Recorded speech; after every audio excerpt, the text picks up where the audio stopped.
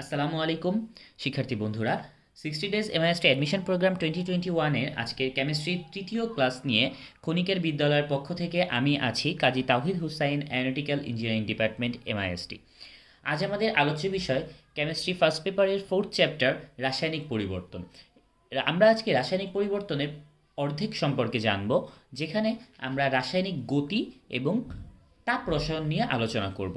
এই অধ্যায়ের অন্য ক্লাসে আমরা অধ্যায়ের অন্য দুইটা টপিক, রাসায়নিক সাম্য অবস্থা এবং অম্লক্ষার সাম্য অবস্থা সম্পর্কে জানব। কিন্তু অধ্যায়ের এই মেইন টপিকে ঢোকার আগে আমরা আমাদের পৃথিবীকে ভালো রাখার জন্য কেমিস্টরা যে গ্রিন কেমিস্ট্রি প্রস্তাবনা করেছেন এর থেকে কয়েকটা ছোট ছোট বিষয় নিয়ে আলোচনা করব। সো চলো শুরু করা যায়। গ্রিন কেমিস্ট্রির ফার্স্ট লক্ষ্যই ছিল হচ্ছে যে ম্যাক্সিমাম প্রোডাক্ট পাওয়া কিন্তু মিনিমাম পলিউশন।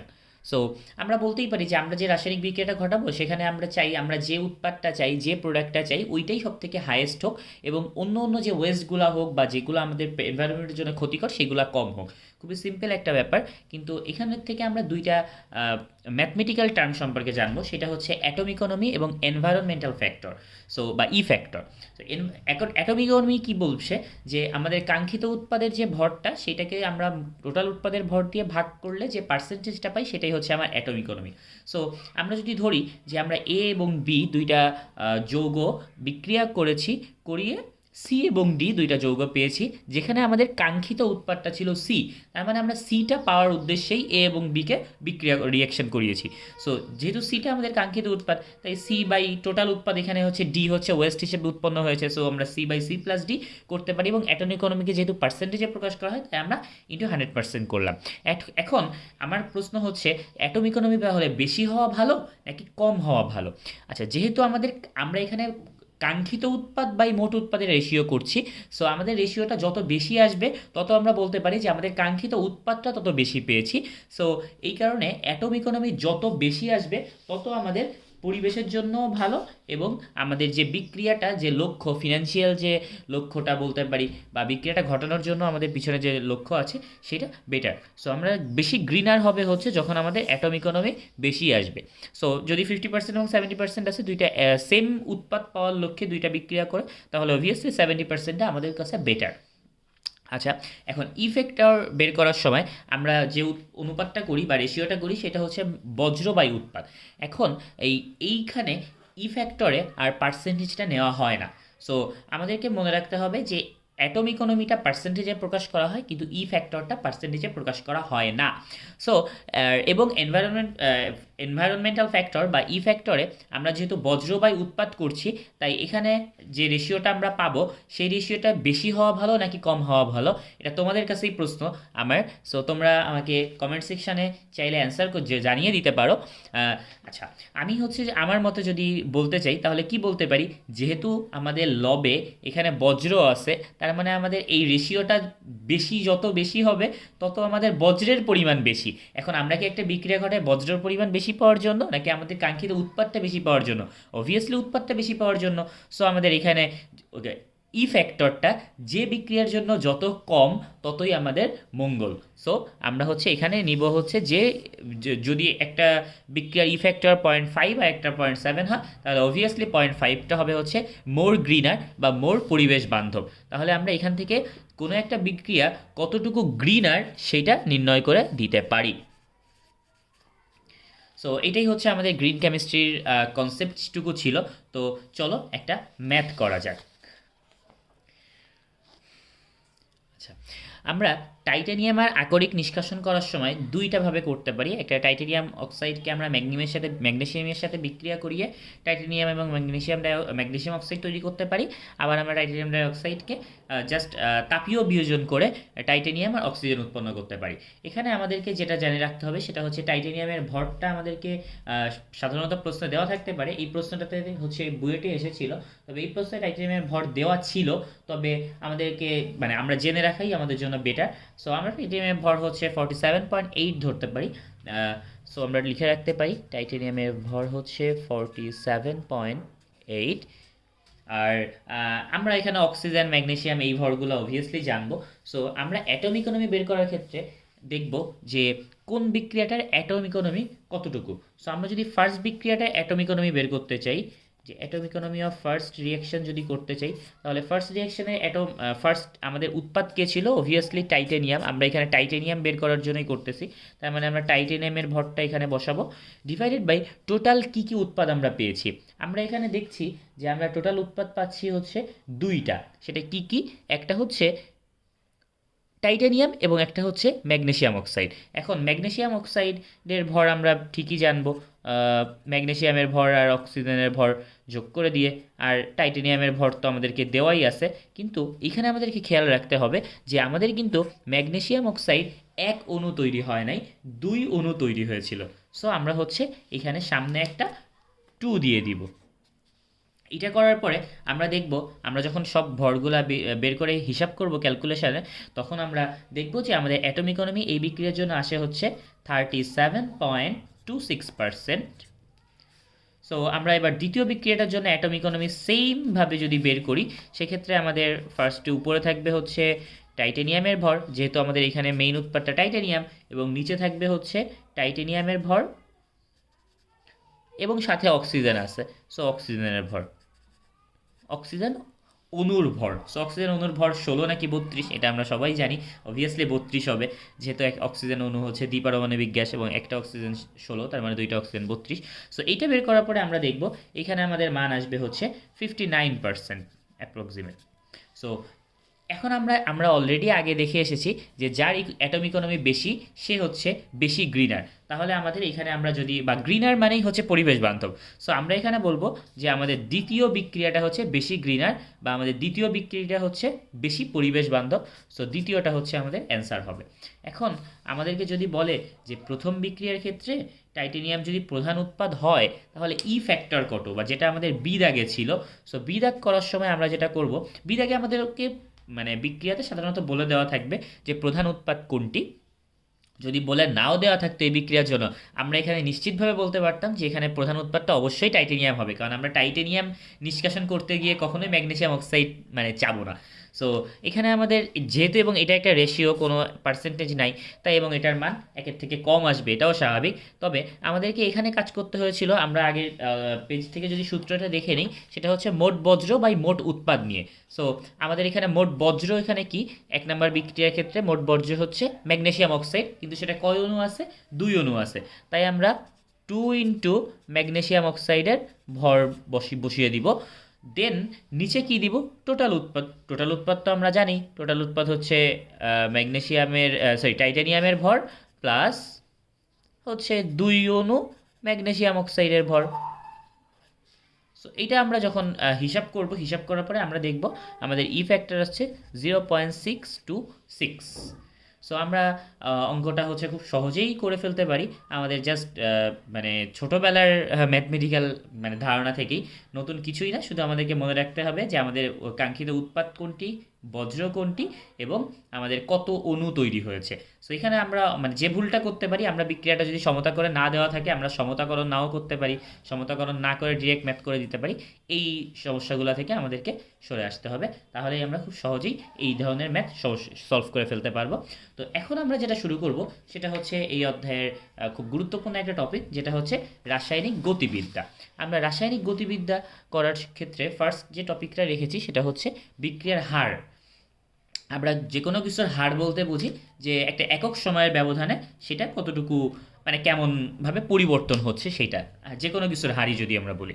সো আমরা বিক্রিয়ার হার বলতে বুঝবো যে বিক্রিয়ক বা উৎপাদের ঘনমাত্রা একক সময়ে কতটুকু পরিবর্তন হচ্ছে। এখন আমরা মানে খুব সিম্পলভাবে একটু চিন্তা করে দেখো, যখন আমরা একটা বিক্রিয়া ঘটাই তখন বিক্রিয়ক কিন্তু ধীরে ধীরে সময়ের সাথে সাথে কমতে থাকে। বিক্রিয়ক শুরুতে একদম সম্পূর্ণ থাকে, যা আমরা দিয়ে দিয়েছি সেটাই থাকে।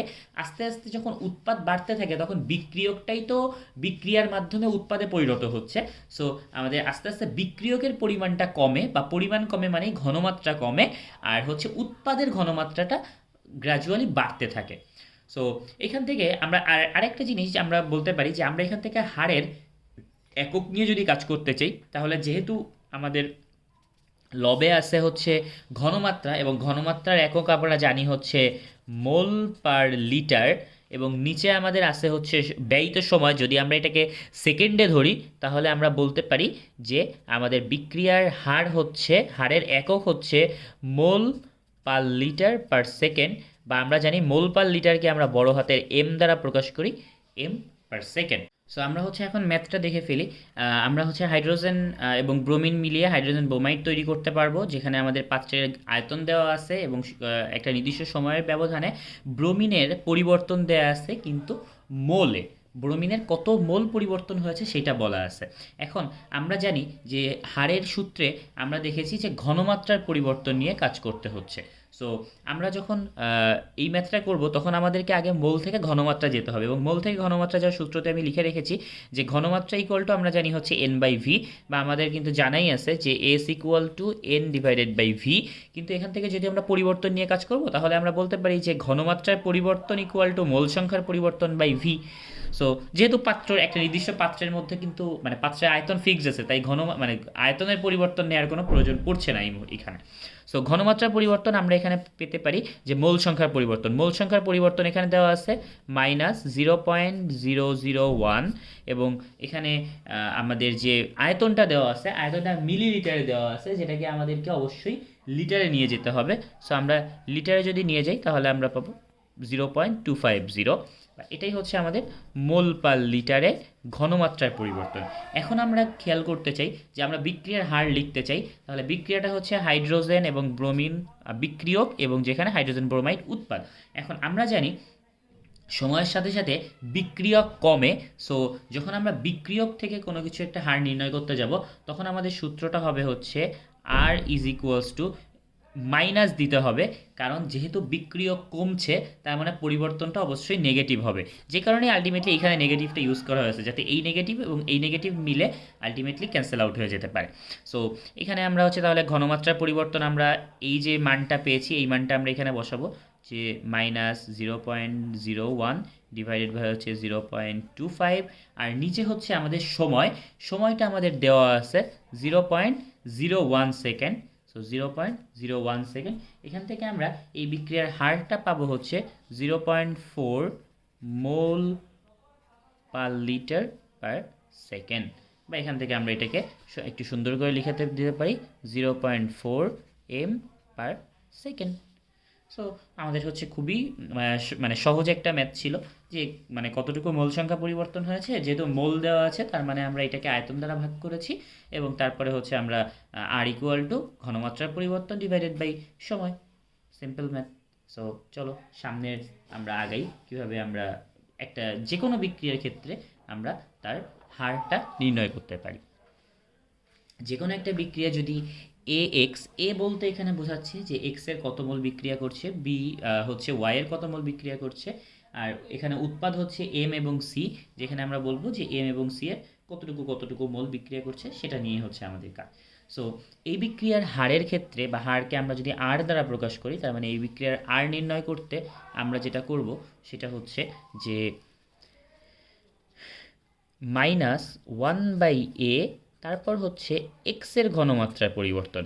কেন মাইনাস দিলাম আমরা? কারণ আমরা আগের পেজেই দেখে আসলাম যে উৎপাদ বাড়ে এবং বিক্রিয়ক কমে। সো যেহেতু বিক্রিয়ক কমছে তার মানে বিক্রিয়কের পরিবর্তনটা অবশ্যই নেগেটিভ হবে, তাই আমরা হচ্ছে -a দিলাম, মানে -1/a দিলাম, দিয়ে হচ্ছে ঘনমাত্রার পরিবর্তন এই ইকুয়ালস টু আমরা যদি এক্সটা নিয়ে যদি হার বের করতে না চাই, আমি যদি সামহাউ ওয়াইয়ের ঘনমাত্রার পরিবর্তন জানা থাকে তাহলে আমরা কি করব, যেহেতু ওয়াইও বিক্রিয়ক তাই -1/b বিক্রিয়কের ঘনমাত্রার পরিবর্তন বা ওয়াইয়ের ঘনমাত্রার পরিবর্তন। আচ্ছা, এখন আমরা হচ্ছে আমরা এক্স বা ওয়াই কারোর ঘনমাত্রার পরিবর্তনই জানি না, আমরা হয়তো বা এম বা এন বা উৎপাদ যেগুলো তাদের কোনো একটা ঘনমাত্রার পরিবর্তন জানি।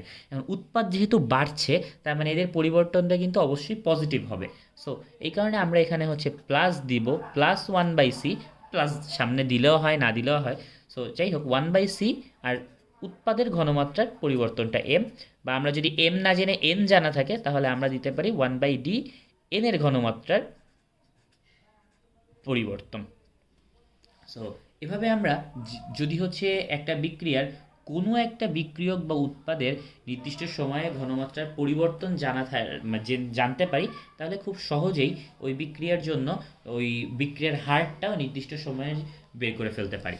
এখন আমরা একটা বাস্তব বিক্রিয়া দেখি, যেখানে আমরা অ্যামোনিয়াকে 5 অণু অক্সিজেন দিয়ে দহন করিয়েছি, করে আমরা এই উৎপাদ পেয়েছি। সো এই বিক্রিয়ার জন্য কিভাবে লিখতে পারি, আমি আশা করব তোমরা সবাই এমনিই বলে দিতে পারবে যেখানে কি হবে, এটা আলটিমেটলি লিখে দেখানোর কিছু না।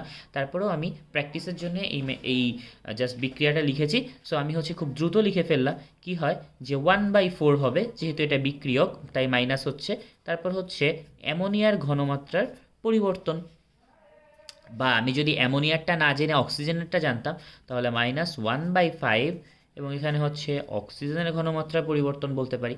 বা আমরা যদি হচ্ছে এখানে নাইট্রোজেন অক্সাইড এবং পানি এদের কারোর একটা ঘনমাত্রার পরিবর্তন জানতাম, তাহলে আমরা লিখতাম 1/4 NO বা 1/6 H2O। সো খুব সহজেই এই জিনিসটা আমরা লিখে দিতে পারি। এখন তোমাদের মনে একটা প্রশ্ন আসতে পারে যে আচ্ছা, আমরা তো মানে যেহেতু সবগুলো ইকুয়াল দিচ্ছি, তার মানে তো যে কোনো একটা লিখলেই হবে। অবভিয়াসলি যদি তোমাকে কোনো একটা বিক্রিয়ার হার নির্ণয় করতে দেয়, তুমি যে কোনো একটার মানে যে কোনো একটা সম্পর্ক থেকেই মানে হার বের করে ফেলতে পারবে। কিন্তু কথা হচ্ছে, তুমি এখন যখন আমরা শিখছি তখন কিন্তু তুমি জানো না যে তোমার প্রশ্নে কি অ্যামোনিয়া দেওয়া থাকতেছে, নাকি অক্সিজেন দেওয়া থাকতেছে, নাকি এটা দেওয়া থাকতেছে, নাকি এটা দেওয়া থাকতেছে। তো যেহেতু আমরা মানে এখনই কোনো একটা ম্যাথ সলিউশনে যাচ্ছি না, সো আমরা এখানে সবগুলাই লিখে দেখাচ্ছি। তবে আমরা এই পরিবর্তনগুলো যদি সঠিকভাবে হিসাব করি এবং সূত্র যদি সঠিকভাবে বসাই মূল সংখ্যাগুলা, তাহলে যেটাই নিই না কেন আমাদের এই প্রত্যেকটা সমান হবে। বা একটা বিক্রিয়ার হার তো যে ধ্রুবকই থাকতেছে, সো আমরা মানে এইখানে যে কোনো একটা সম্পর্ক থেকে হার নির্ণয় করে ফেলতে পারবো। সো তোমাদের এই কনফিউশন দূর করার জন্য আমরা একটা সুন্দর ম্যাথ দেখে আসতে পারি, যেটা বুয়েটে 17-18 সালে এসেছিল। সো সেই ম্যাথটা হচ্ছে যে অ্যামোনিয়ার সাথে দহন বিক্রিয়ার কোনো একটা সময়ে NH3 0.24 মোল পার লিটার পার সেকেন্ড হারে বিক্রিয়া করে। বিক্রিয়ার হার কত জানতে চেয়েছে, আর পানির উৎপাদনের হার কত জানতে চেয়েছে। ওকে, ইন্টারেস্টিং। সো আমরা হচ্ছে যেহেতু আমাদের এই বিক্রিয়াটা কমন পড়েছে আগের বিক্রিয়াটার সাথে, তাহলে আমরা আগের বিক্রিয়াটা একটু বের করি। আগের বিক্রিয়াটা আমাদের ছিল হচ্ছে 4NH3 প্লাস হচ্ছে 5H2O plus 4NO plus 6H2O। So আমাদেরকে যেহেতু অ্যামোনিয়ার দহন বলেছে, তার মানে এই বিক্রিয়াটাই আমরা লিখতে পারবো। কিন্তু এখানে আমাদের কোন মানটা দেওয়া আছে সেটা আমাদেরকে একটু খুঁজে বের করে দেখতে হবে। আমাদেরকে মান দেওয়া আছে কি, যে কোনো একটা সময়ে NH3 বা অ্যামোনিয়া এত হারে বিক্রিয়া করে। ওকে, সো আমাদের এখানে এই অ্যামোনিয়ার যে হারটা, এই অ্যামোনিয়ার যে পরিবর্তনের হারটা, এই মানটা দেওয়া আছে। সো আমরা এখান থেকে যদি হারের সূত্রটা দেখি, তাহলে এটা আমাদের ছিল -1/4 NH3 equal to -1/5 O2 equals to 1/4 NO equals to 1/6 H2O। So আমরা এখান থেকে যেটা বের করব, সো আমরা বুঝতে পারছি যে আমাদের এখানে যেহেতু NH3 এর হারটা দেওয়া আছে, সো আমরা এখান থেকে ডিরেক্ট সূত্রটা হার ইকুয়ালস টু এক দাগের জন্য লিখে ফেলতে পারি। যে এক দাগের জন্য আমাদের সূত্রটা হচ্ছে R ইজ ইকুয়ালস টু -1/4 দেন হচ্ছে 0.24 মোল পার লিটার পার সেকেন্ড। তবে এই যে পরিবর্তনটা, এটা যেহেতু বিক্রিয়কের পরিবর্তন, তাই এখানে আরেকটা মাইনাস হবে, যেহেতু বিক্রিয়ক এবং বিক্রিয়ক তো কমে। সো আমরা জানি বিক্রিয়ক যেহেতু কমছে, তাহলে এখানে মাইনাস মাইনাস ক্যান্সেল আউট হয়ে যাবে। এই বিক্রিয়ার হার আমরা পাবো হচ্ছে 0.06 মোল পার লিটার পার সেকেন্ড। এখন আমরা যদি পানির উৎপাদনের হার বের করতে চাই, তাহলে আমাদের অ্যামোনিয়ার উৎপাদনের হারের সাথে পানির উৎপাদনের হারের যে সম্পর্কটা ছিল, ওই সম্পর্কে যেতে হবে 2 দাগটা করার জন্য।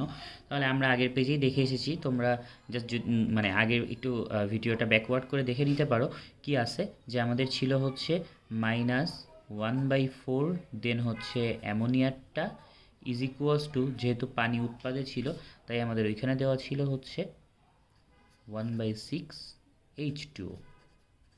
সো আমাদেরকে এইখানের এই H2O এর মানটা বের করতে বলেছে। H2O এর মানটা বের করতে বলেছে, তার মানে আমরা খুব সহজেই এখানে বলতে পারি যে আমরা যদি হচ্ছে H2 ওর হারটা এইভাবে লিখতে পারি, আর একটু যদি সুন্দর করে, যেহেতু রিটেনে আসবে, সো একটু সুন্দর করে এই NH3গুলোকেও আমরা এইভাবে মানে NH3 এর ঘনমাত্রার পরিবর্তন ডিভাইডেড বাই সময় এভাবে লিখতে পারি। লিখে কিন্তু যেটা আমরা ইন্টারেস্টিংভাবে বলতে পারি সেটা হচ্ছে যে -6/4 into del NH3/delta T। So এটা যদি বলতে পারি তাহলে আমরা যেটা করব সেটা হচ্ছে এখান থেকে এই NH3 এর মানটা আমরা এটা বসিয়ে দিব, যেহেতু এই NH3 বিক্রিয়কে ছিল, তার মানে হচ্ছে প্লাস বসাবো, সরি মাইনাস বসাবো, যেহেতু বিক্রিয়কে ছিল, কারণ বিক্রিয়ক কমছে, ওই মাইনাসে মাইনাস ক্যান্সেল আউট হয়ে যাবে। আমরা পানির উৎপাদনের হারটা পাবো হচ্ছে 0.36 মোলার পার সেকেন্ড। সো এভাবে আমরা হচ্ছে এই ম্যাথটা সলভ করে ফেলতে পারি। সো আমরা হচ্ছে আমাদের এখন দ্বিতীয় টপিকে আগাবো, যেটা হচ্ছে বিক্রিয়ার ক্রম, এবং এটা নিয়ে আলটিমেটলি সবার খুব একটা কনফিউশন যে এটা কী টপিক, কীভাবে আসছে, কোত্থেকে আসছে। আমরা মনে রাখতে পারি বিক্রিয়ার ক্রমের জন্য প্রথমেই আমাদেরকে খুব একটা গভীর কনসেপ্ট মনে রাখার দরকার নাই। আমরা খুব শর্টে এই সূত্রগুলা জাস্ট একটু মনে রেখেই আমাদের অঙ্কগুলা করতে পারি, এবং এই সূত্রগুলোর মধ্যে আলটিমেটলি সবথেকে বেশি আসে হচ্ছে এই প্রথম ক্রমটা। ইভেন MIST 2020-তে এই প্রথম ক্রম বিক্রিয়া থেকে একটা প্রশ্ন এসেছিল। সো আমরা যখন এই অঙ্কটা করব তখন আমাদেরকে ফিজিক্সের তেজস্ক্রিয়তার ম্যাথগুলা করার কথা একটু মনে করায় দিবে, কারণ আমরা ফিজিক্সের তেজস্ক্রিয়তাটাও করি, এবং আমরা জানি যে তেজস্ক্রিয়তা হচ্ছে একটি প্রথম ক্রমের বিক্রিয়া। সো এই সূত্রটা হচ্ছে সব থেকে অবভিয়াসলি মনে রাখতে হবে। এই সূত্র বলতে এই সূত্রের এই রাশিমালাটা প্লাস এটার অর্ধায়ুটা। আর অন্য দুইটা সূত্র আসে, শূন্য ক্রমও মাঝে মধ্যে আসে এবং দ্বিতীয় ক্রমও মাঝে মধ্যে আসে। সো আমরা দুইটা সূত্রগুলা জানবো। এখন সূত্রগুলা কিভাবে এসেছে এটা জানার জন্য আমাদেরকে আসলে বুঝতে হবে যে এই ক্রম জিনিসটা বলতে কি বোঝায়। এই ক্রম বলতে বোঝায় যে আমাদেরকে যদি একটা বিক্রিয়া থাকে যে A plus B is equal to C plus D হয়, তাহলে এই বিক্রিয়াটা হচ্ছে কি হচ্ছে না, হবে কি হবে কি না, এইখানে এইটা কয়টা বিক্রিয়কের উপর নির্ভর করছে, সেই মানে কয়টা বিক্রিয়ক ঘনমাত্রার উপর নির্ভর করে, সেটা হচ্ছে আমাদেরকে খুঁজে বের করতে হয়। এবং মানে আমি খুবই দুঃখিত যে এই ভ্যালুটা হচ্ছে একটা এক্সপেরিমেন্টাল ভ্যালু, যে এই বিক্রিয়াটা প্রথম ক্রম হচ্ছে নাকি দ্বিতীয় ক্রম হচ্ছে। সো আমরা চাইলেই আসলে এইটা কোনো একটা বিক্রিয়া দেখেই বলে দিতে পারবো না যে এই বিক্রিয়াটা এত ক্রমের। এটা হচ্ছে ল্যাবে এক্সপেরিমেন্ট করে করে দেখা হয়েছে যে এই বিক্রিয়াটা প্রথম ক্রমের বা এই বিক্রিয়া দ্বিতীয় ক্রমের।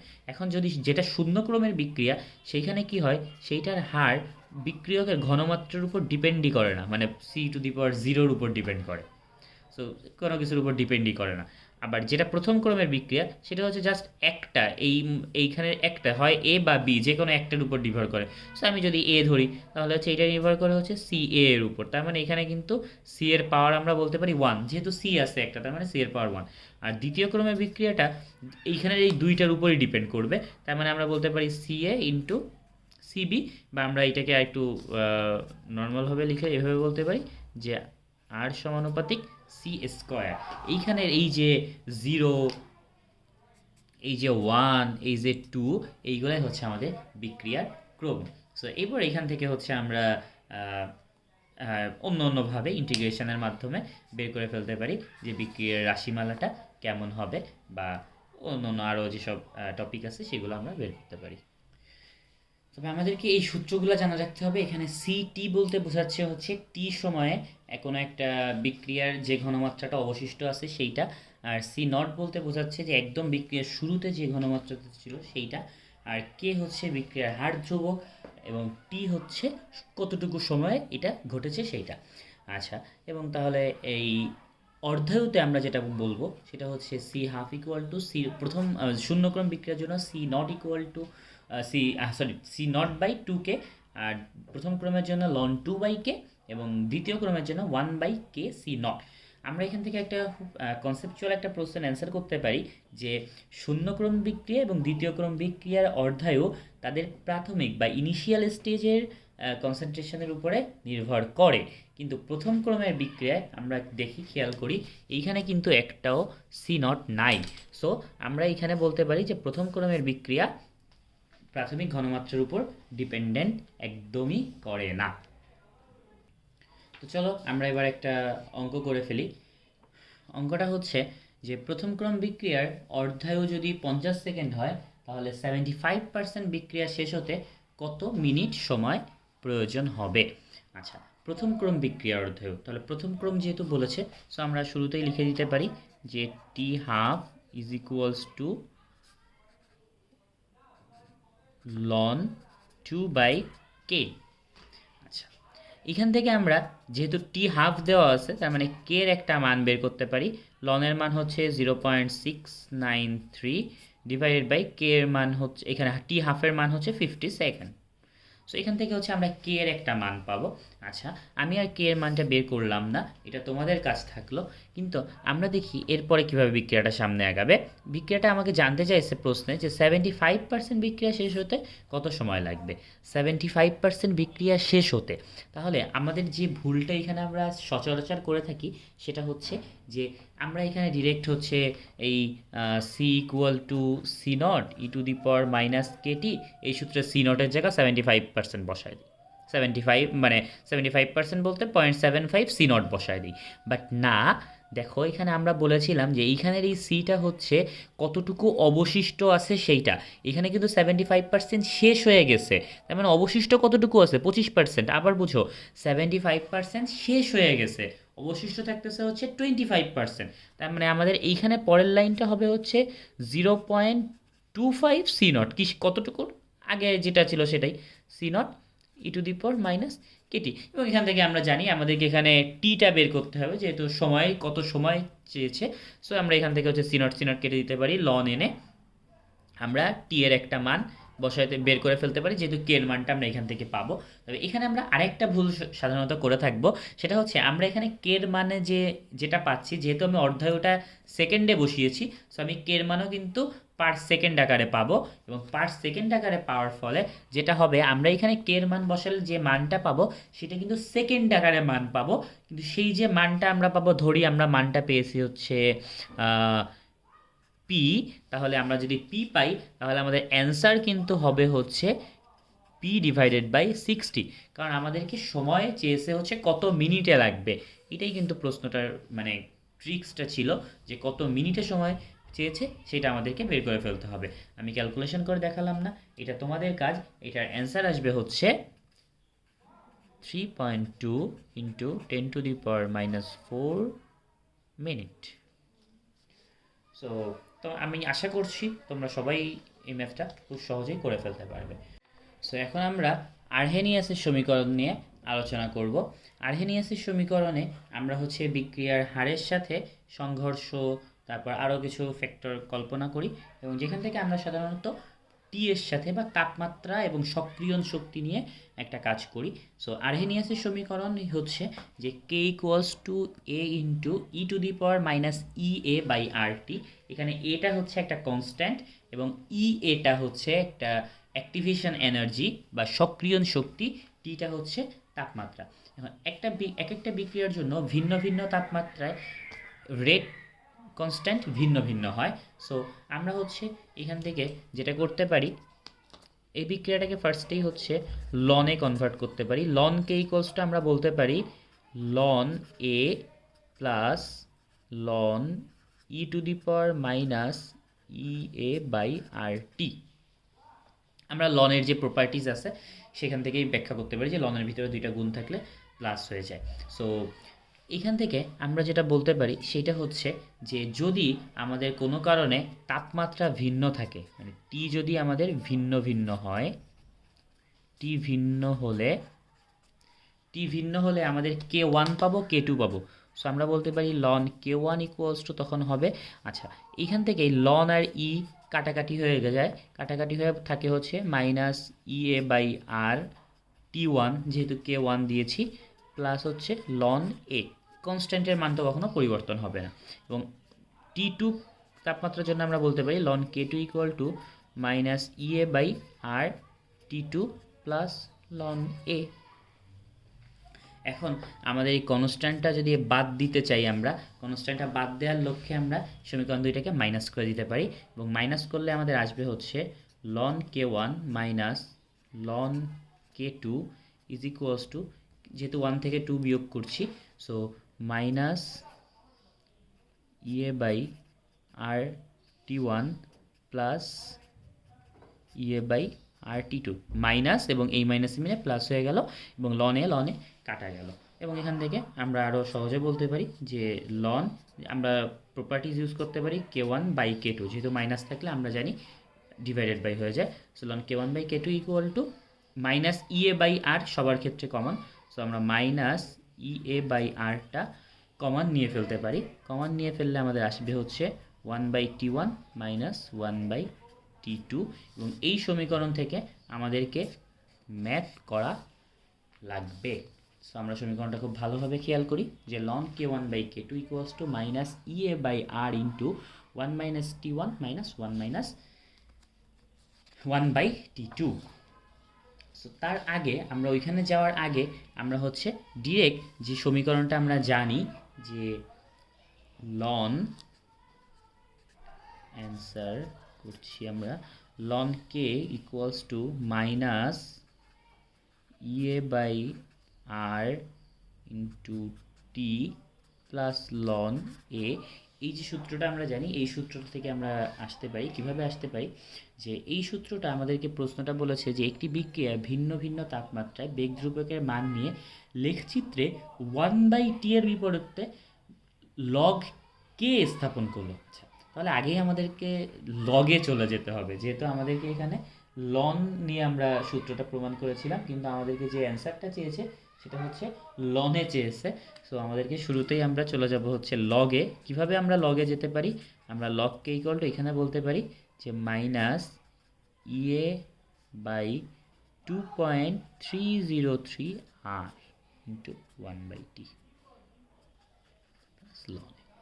সো সো আমরা যেহেতু আগে তাহলে লগে চলে গেলাম এবং টিতে চলে গেলাম। এখন আমাদেরকে বলেছে এইটা এবং এইটা আমরা গ্রাফে স্থাপন করেছি, করে আমরা যে ঢালটা, আমরা এখান থেকে খুব মানে সহজে কম্পেয়ার করতে পারি না। ওয়াই ইজ ইকুয়ালস টু, এইটা হচ্ছে এম, এই টোটালটা হচ্ছে এম, এবং এই টোটালটা হচ্ছে এক্স, এইটা হচ্ছে সি। সো আমরা এটা একটা লিনিয়ার সমীকরণ পাবো যে M X Y equal to M X plus C. এখন আমাদেরকে বলেছে ঢাল হচ্ছে -75।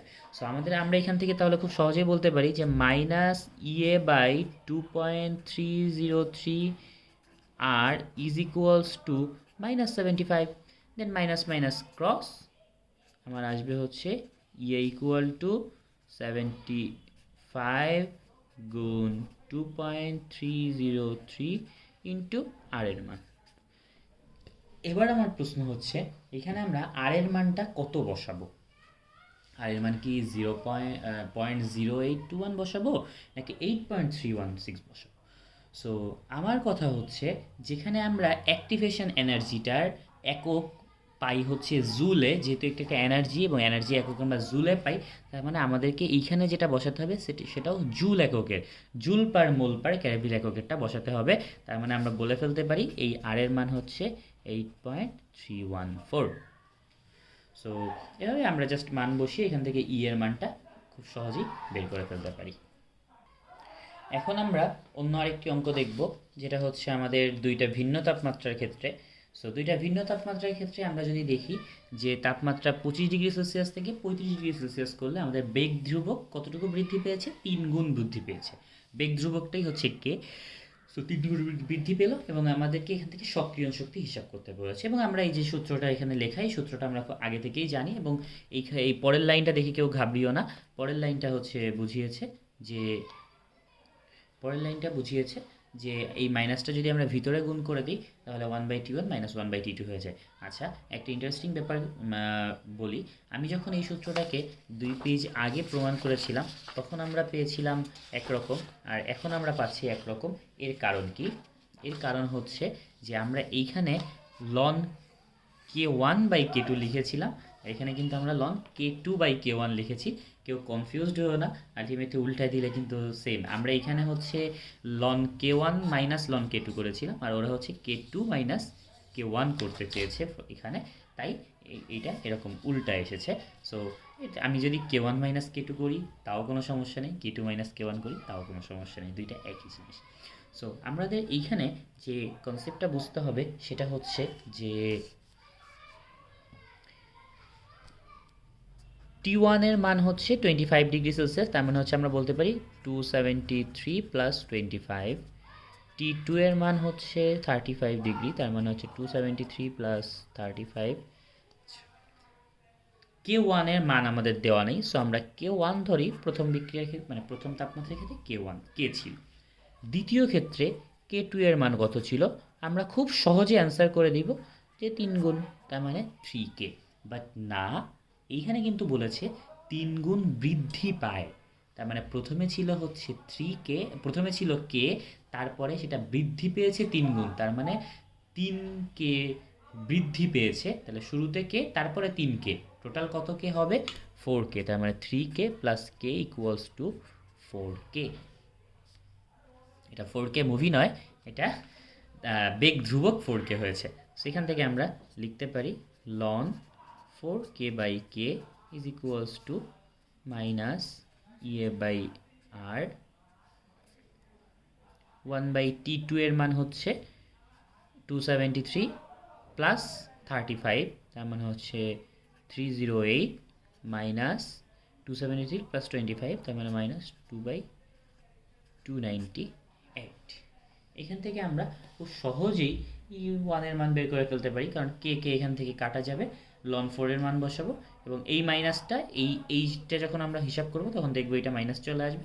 সো এই মাইনাস মাইনাস ক্যান্সেল আউট হয়ে যাবে এবং আর এর মান আমরা জানি, কারণ আর এর মান আমরা যেহেতু সক্রিয় শক্তি এবার অ্যাক্টিভেশন এনার্জি বের করছি, সো আর এর মান আমরা 8.314 বসাবো, তাহলে আমরা বিক্রিয়াটা সক্রিয় শক্তি পেয়ে যাব। এখন আমরা পড়াশোনা করব হচ্ছে তাপ রসায়ন নিয়ে। তাপ রসায়নে আমরা হচ্ছে খুব সংক্ষেপ টপিক পড়ব, আলটিমেটলি সংক্ষিপ্ত, কারণ তাপ রসায়ন থেকে আমাদের খুব বেশি কঠিন কনসেপ্ট আসে না। সো তাপ রসায়নে আমরা শুরুতেই সংগঠন তাপ নিয়ে একটু পড়ি। সংগঠন তাপ আমরা জানি, সংগঠন মানে নাম থেকে আমরা বলতে পারি যে কোনো একটা মৌল গঠন করার জন্য যে তাপ। তবে আমাদেরকে সবসময় মাথায় রাখতে হবে আমরা যে কাজগুলো করি সেগুলো সবসময় 1 মোল পদার্থের ক্ষেত্রে। সো আমরা যে বিক্রিয়াটা এখানে লিখেছি সেটা দেখি, আমরা সংগঠন তাপ বলছি, তার মানে কোনো কিছু গঠন করব, কি গঠন করব, পানি গঠন করব, তার মানে 1 মোল পানি গঠন করার জন্য। আমরা যদি বিক্রিয়াটাকে সমতাকরণ করতাম সাধারণত, তাহলে 2H2 plus O2 equal to 2H2O দিতাম, কিন্তু সেটাই এখানে দেওয়া যাবে না। এখানে পানিকে অবশ্যই 1 মোলে রাখতে হবে যদি এখানে আমরা পানির সংগঠন তাপটা ইউজ করতে চাই। ওকে, এবং আমরা এখান থেকে আরেকটা জিনিস বলতে পারি, সেটা হচ্ছে যে ডেল এইচ এর মানটা সবসময় হয় হচ্ছে উৎপাদ সমূহের যে গঠন তাপ আছে সেইটা মাইনাস হচ্ছে বিক্রিয়কের যে গঠন তাপ আছে সেইটা। এখন কথা হচ্ছে আমরা এটাও জানি যে বিক্রিয়কগুলার যদি এরকম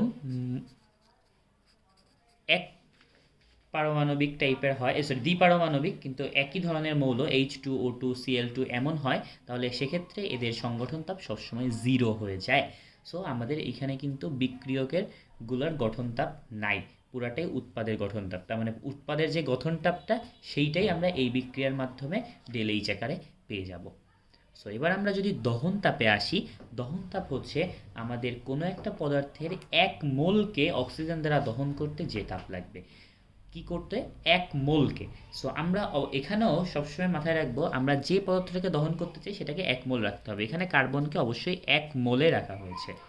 সো যদি আমাদের এখানে 2 মোল থাকে আমাদেরকে কিন্তু তাহলে করা যাবে না, আমাদেরকে এটাকে ভাগ করে হাফ, মানে হাফ দিয়ে গুণ করে এইটাকে 1 মোল বানিয়ে নিতে হবে। সো আমরা পরের যে এক্সাম্পলটা আছে সেইটাই যদি খেয়াল করি যে 2H2 plus O2 equal to 2H2O, এখানে এই বিক্রিয়া ডেল এইচ এর মান বলছে হচ্ছে -y কিলোজুল পার মোল, তাহলে H2 এর দহন তাপ কত? যেহেতু H2 এর দহন তাপ বলছে তার মানে H2 কে 1 মোল বানাতে হবে, তার মানে এই পুরো বিক্রিয়াটা হাফ দিয়ে গুণ হবে, তার মানে এটার দহন তাপ যদি আমি লিখতে চাই তাহলে দহন তাপ আমার হবে হচ্ছে -y/2 কিলোজুল পার মোল, কারণ আমার এখানে H2 এই যে বিক্রিয়াটা এই বিক্রিয়াটার জন্য H2 2 মোল ছিল, কিন্তু আমার এইখানে আমার H2 দহন তাপে 1 মোল দরকার। সো আশা করি ক্লিয়ার হয়েছে। সো এরপর আমরা যেটা দেখব সেটা হচ্ছে জ্বালানি হিসাবে কে ভালো বা কে খারাপ সেই ব্যাপারটা। জ্বালানি হিসাবে ভালো বা খারাপের জন্য আমরা যেটা করতে পারি সেটা হচ্ছে আমরা চিন্তা করব যে কার কত গ্রাম ইউজ করে আমি কত বেশি তাপ পাচ্ছি, কি ইউজ করে, কত গ্রাম ইউজ করে। আমাদের এই কনসেপ্টে একটু কনফিউশন থাকতে পারে যে এখানে তো আমরা খুব সহজেই দেখতে পাচ্ছি যে CH4 এর দহন তাপ হচ্ছে -891, আর C2H6 এর দহন তাপ তো 1561। তাহলে তো এখানে আবার তো কনফিউশনের কি আছে, এখানে তো সরাসরি আমরা বলে দিতে পারি যে ইথেনের দহন তাপ বেশি, তার মানে ইথেন ভালো। তবে না, ইথেনের দহন তাপ বেশি হইলেই ইথেন ভালো হবে না, কারণ আমাদের এখানে হিসাবটা হবে হচ্ছে পার মোলে কে কত। সো আমরা হচ্ছে যদি মিথেনের দহন তাপটা দেখি, তাহলে C4+O2 এখান থেকে হতো CO2+2H2O।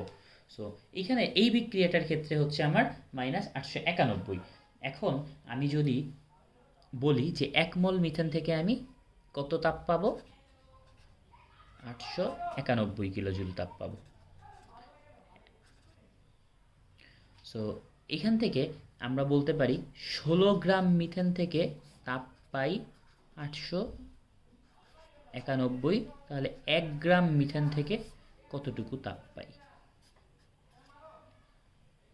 এটার আমরা একটা মান বের করে রেখে দিতে পারি কতটুকু তাপ পাই। আচ্ছা, এখন আবার আমি করতে পারি সেটা হচ্ছে 1561 জন্য আমার লাগবে হচ্ছে ইথেন। সো ইথেনের ভর আমরা কত জানি, C2H6, তার মানে 12 12 24 আর 6 30। তার মানে আমি বলতে পারি 30 গ্রাম থেকে আমি তাপ পাই হচ্ছে 1561। তার মানে 1 গ্রাম থেকে আমি তাপ পাই 1561 ডিভাইডেড বাই 30। সো আমরা যখন এইটার মান বের করব, এটার মান দেখব আসবে 52 সামথিং, আর এটার মান আসবে 55 সামথিং। তাহলে আমরা 1 গ্রাম মিথেন পুড়িয়ে তাপ পাবো 55 কিলোজুল, আবার 1 গ্রাম ইথেন পুড়িয়ে তাপ পাবো 52 কিলোজুল। কোনটা ভালো জ্বালানি, এটা তোমাদের উপরেই ডিপেন্ড করবে, তোমরাই বলো। আমি যদি 1 গ্রাম থেকে 55 পাই তাহলে ভালো হবে, নাকি 1 গ্রাম থেকে 52 পাই তাহলে ভালো হবে? তাপ যত বেশি পাবো তত ভালো, সেটা তত বেশি জ্বালানি, মানে অবভিয়াসলি মিথেন বেটার জ্বালানি। এরপর আমরা যেটা দেখতে পারি সেটা হচ্ছে তাপ রসায়নের দুইটা সূত্র, ল্যাভোসিও ল্যাপ্লাসের সূত্র এবং হেসের সূত্র। এইগুলা খুবই সিম্পল ব্যাপার। ল্যাভোসিও ল্যাপ্লাসের সূত্র হচ্ছে কোনো একটা বিক্রিয়া যদি এ থেকে বি হওয়ার সময় তার ΔH মানে +x কিলোজুল পার মোল হয়, তাহলে বি থেকে এতে যখন বিক্রিয়াটা উল্টা দিকে ঘটবে তখন তার এই তাপটা উল্টে যায় মানে হচ্ছে যে প্রথমটা যদি হচ্ছে আমার তাপ উৎপাদী বিক্রিয়া হয়, পরেরটা আমার তাপ হারি বিক্রিয়া হবে। তাহলে এইখানে আমরা যে উদাহরণটা দেখতে পাচ্ছি, এ থেকে বি হতে আমার হচ্ছে +x পেয়েছে, তার মানে এটা তাপ হারি ছিল। তার মানে অবভিয়াসলি উল্টা বিক্রিয়াটা, মানে বি থেকে এ হওয়ার সময় এটা তাপ উৎপাদী বিক্রিয়া হবে, বা অ্যান্সার হবে -x কিলোজুল পার মোল। এটাই হচ্ছে ল্যাভোসিও ল্যাপ্লাসের সূত্র, MCQ এর জন্য আসতেই পারে। সো আমরা এটা একটু জেনে রাখলাম। কিন্তু হেসের সূত্রটা আমাদের জন্য ইম্পর্টেন্ট, যে আমরা যদি কখনো কোনো একটা বিক্রিয়া এক স্টেপে ঘটাই, তাহলে এ থেকে এক্স পাওয়ার জন্য আমি দেখলাম যে আমার বিক্রিয়ার তাপের পরিবর্তন হচ্ছে ΔH পরিমাণ। আচ্ছা, কিন্তু আমি আবার বিক্রিয়াটাকে 3টা আলাদা ধাপে করলাম। কি করলাম, ফার্স্টে এ থেকে বি করলাম, সেই সময় আমি তার তাপ নির্ণয় করে রাখলাম। তারপর বি থেকে সি করলাম, তখন আমি তার তাপ নির্ণয় করে রাখলাম। তারপর সি থেকে এক্স করলাম। সো আলটিমেটলি এখানেও কিন্তু আমি এ থেকে এক্সে পৌঁছেছি, কিন্তু এখানে 3টা ধাপ অতিক্রম করে। সো এই 3টা ধাপে প্রত্যেকটার জন্য আমি আলাদা আলাদা তাপ পেয়েছি, এবং হেসের সূত্র মতে এই তাপটাও এই প্রথম বিক্রিয়ার জন্য যে ΔHটা পেয়েছিলাম তার সমান হবে, বা আমরা বলতে পারি ΔH = ΔH1 + ΔH2 + ΔH3। এটাই হচ্ছে হেসের সূত্র। সো এটা মানে খুবই সহজ একটা সূত্র, সিম্পল একটা সূত্র। আমরা এটাকে এক্সাম্পলের সাহায্যে যদি দেখতে চাই, তাহলে বলতে পারি আমরা জানি কার্বনের প্রমাণ দহন তাপ মানে হচ্ছে কার্বন থেকে কার্বনকে পুড়িয়ে কার্বন ডাইঅক্সাইড করার জন্যই যে তাপটা, সেইটাই। এখন আমরা এই বিক্রিয়াটাকে প্রথমে এক ধাপে না ঘটিয়ে 2 ধাপে যদি ঘটাই, তাহলে হচ্ছে কি দাঁড়ায় দেখি, যে প্রথমে কার্বনের সাথে হাফ অণু অক্সিজেন বিক্রিয়া করে কার্বন মনোঅক্সাইড তৈরি করে, তারপর কার্বন মনোঅক্সাইডের সাথে আর হাফ যুক্ত হয়ে কার্বন ডাইঅক্সাইড তৈরি করে। বিক্রিয়াটা 2 ধাপে হয়েছে, তার মানে, এবং কিন্তু বিক্রিয়াটা হওয়ার কথা ছিল হচ্ছে C+ O2 equals to CO2 এক ধাপে। সো আমরা হচ্ছে হেসের সূত্র মতে দেখলাম যে 2 ধাপে হইলে প্রত্যেকটা যোগফল হয়ে যাবে আমার প্রথম এক ধাপের সমান।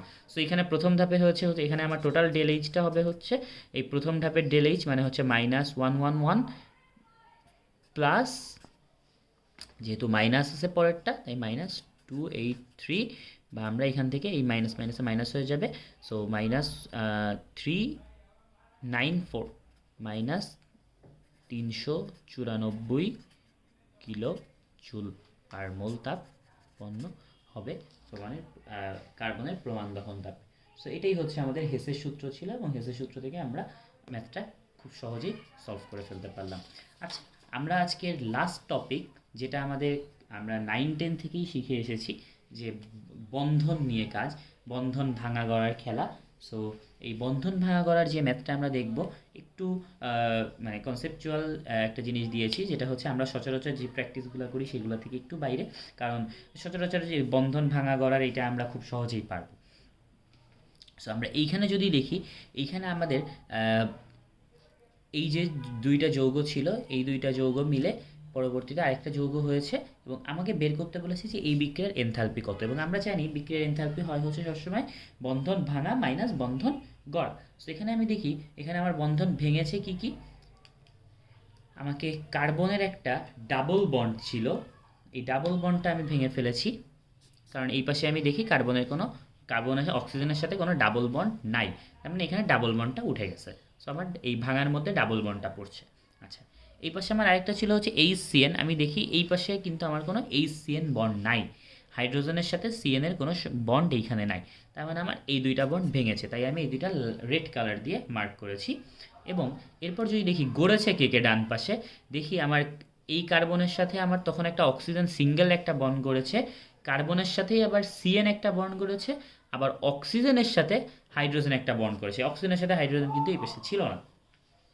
সো আমার এইখানে এই তিনটা বন্ড হচ্ছে নতুন, তার মানে হচ্ছে আমি এখানে ভাঙার জায়গায় লিখতে পারবো হচ্ছে ভেঙেছে তাহলে কার্বনের সাথে অক্সিজেনের ডাবল বন্ড, তাহলে কার্বনের সাথে অক্সিজেনের ডাবল বন্ড হচ্ছে 743, প্লাস আরও ভেঙেছে হচ্ছে HCN, তার মানে HCN এর মান হচ্ছে 412, এবার মাইনাস হচ্ছে আমাদের গড়েছে কে কে, গড়েছে হচ্ছে কার্বনের সাথে একটা অক্সিজেনের সিঙ্গেল বন্ড, তার মানে 360, প্লাস এবার অক্সিজেনের সাথে হাইড্রোজেন একটা গড়েছে, সেটা কোথায়, এই যে 363, প্লাস তারপরে কার্বনের সাথে সিএন এর একটা গড়েছে, বা আমরা বলতে পারি 348। এইটা হিসাব করেই আমি এই বিক্রিয়ার এনথালপি বলে দিতে পারবো, বিক্রিয়াটা তাপ উৎপাদী নাকি তাপ হারি সেটাও বলে দিতে পারবো। সো আজকের ক্লাস এই পর্যন্তই, আশা করি তোমাদের সবার ভালো লেগেছে, তোমরা সবাই ক্লাসটা ঠিকভাবে বুঝেছো। আমরা এই অধ্যায়ের পরবর্তী লেকচারে রাসায়নিক সাম্য অবস্থা এবং অম্লক্ষার সাম্য অবস্থা, এই দুইটা বিষয়, বাফার দ্রবণ সংক্রান্ত অন্য যেসব বিষয়গুলো আছে, আমরা এই সবগুলো নিয়ে আলোচনা করব। তোমাদের জন্য শুভকামনা থাকলো। আসসালামু আলাইকুম ওয়া রাহমাতুল্লাহ।